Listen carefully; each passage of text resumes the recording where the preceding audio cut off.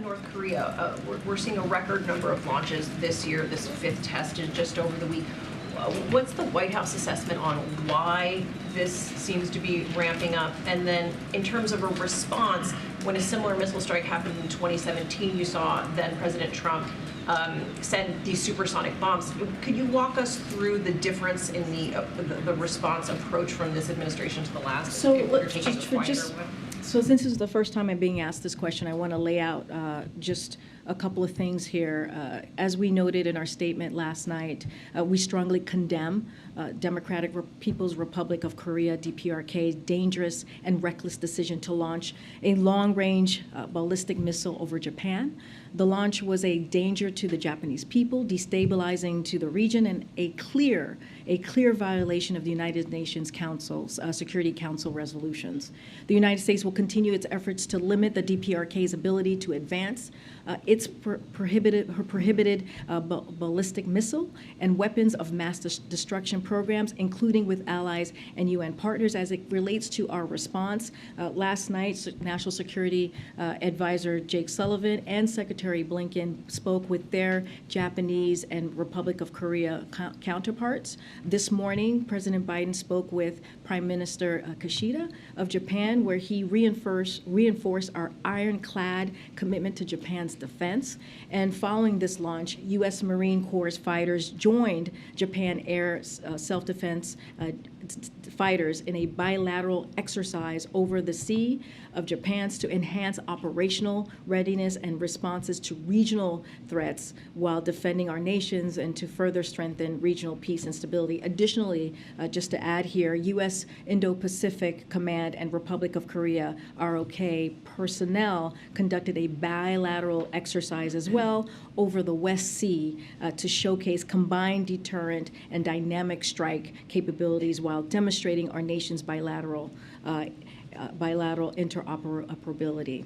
We will continue to coordinate the immediate and longer-term response bilaterally, trilaterally, with the Republic of Korea and with the international community. So we have been talking to our counterparts, taking bilateral, trilateral actions over the last 12, 20 hours or so, and so we'll continue to do that.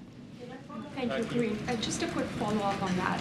Was there sort of any consensus that was reached on how to grapple with these missile launches, considering we've been seeing them consistently? And we understand that the president had this conversation and Jake had this conversation, but is the sense that the White House is just sort of resigned to continuing to let these launches take place, or are there specific sort of points of action that you can share? Well, I just laid out points of actions that we have taken, these bilateral actions. So certainly we are taking we're taking this very, very seriously, for sure. And we have commented, as you know, and you've heard us comment on any missiles that have been launched over the last several months. Look, our position, though, on this is diplomacy and dialogue remain the same. That has not changed. And so this action underscores the urgent need for dialogue and diplomacy. We understand that, and that's what we have been calling for. Our goal remains the complete denuclearization of the Korean Peninsula. We remain prepared to engage in serious and sustained diplomacy to make tangible progress towards that end, and we remain prepared to meet with the DPRK without preconditions. You've heard me say this multiple times from this podium over the last several months, and it's unfortunate that the DPRK has not responded to our outreach. But again, we are committed to our allies. I just laid out what we have done in the past several hours to show that commitment, and that's how we're going to continue to move forward. And do you think this missile launch was sort of a direct response from North Korea to the Vice President visiting the DMZ recently? Look, I'm not going to get into the hypotheticals or get into the mind of the North Korea leader.